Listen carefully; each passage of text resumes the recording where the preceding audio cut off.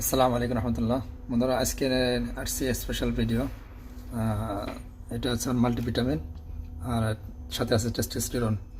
যাদের যেসব ছেলেদের সেমেন অনেক পাতলা হয়ে গেছে তাদের জন্য।